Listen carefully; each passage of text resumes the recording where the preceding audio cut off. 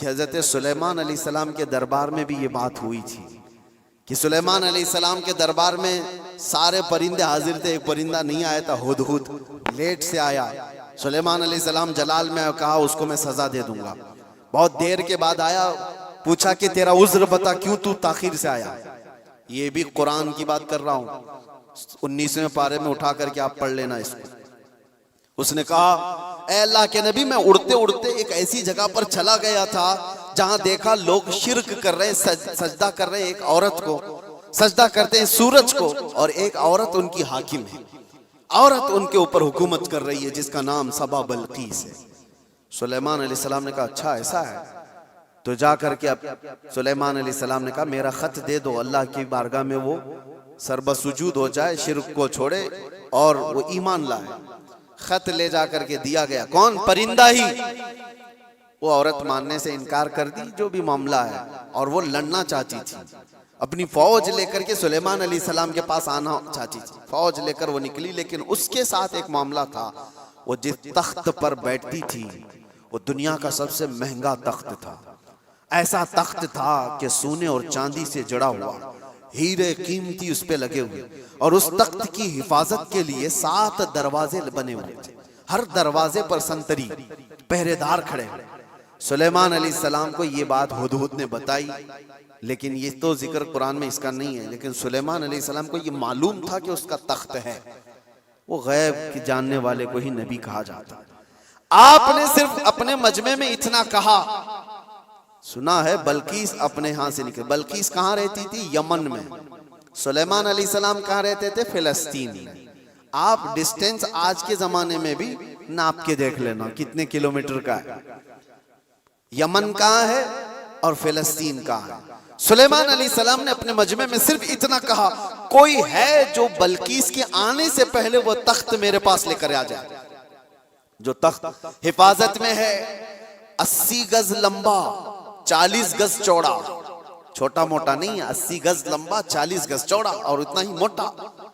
تو سلیمان علیہ السلام نے جب یہ کہا تو کس نے جواب دیا سب سے پہلے؟ وہ بھی قرآن میں، قال عفریت من الجن انا آتیک بہ قبل ان تقوم من مقامک۔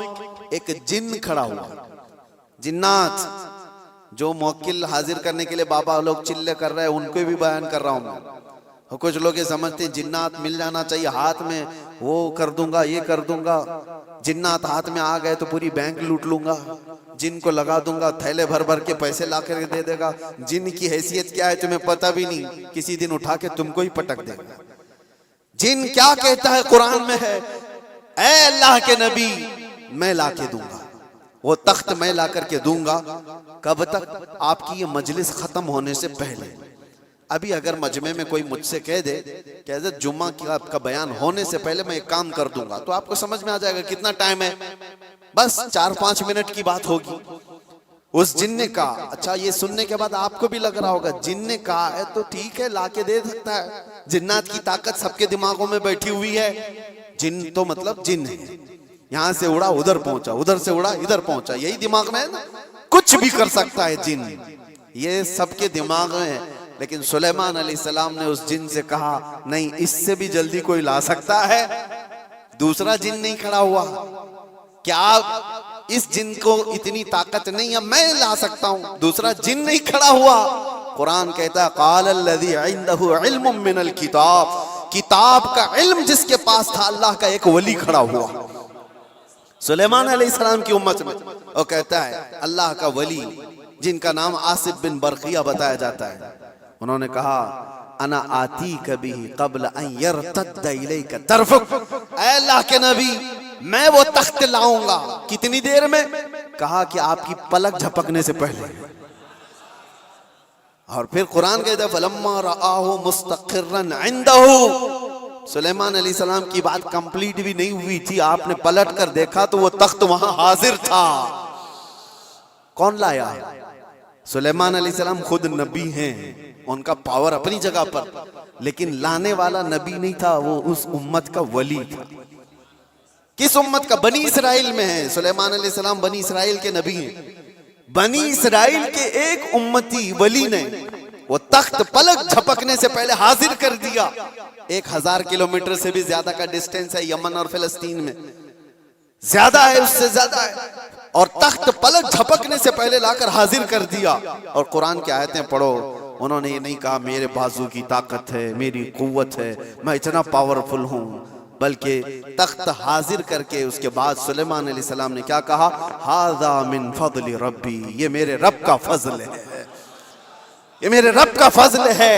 اب توجہ چاہتا ہوں، سلیمان علیہ السلام کے امتی، بنی اسرائیل کے ولی، ان کو یہ طاقت ہے، ان کو یہ طاقت ہے کہ وہ یمن سے فلسطین میں پلک جھپکنے سے پہلے تخت لا سکتے ہیں۔ تو بہرحال سلیمان علیہ السلام سے کئی درجے افضل محمد الرسول اللہ ہیں، بنی اسرائیل سے کئی درجے افضل امت محمدیہ ہے، بنی اسرائیل کے ولی کا مقام جہاں تک نہیں ہے، اس سے کئی درجے افضل رسول اللہ کی امت کے ولی کا مقام ہے۔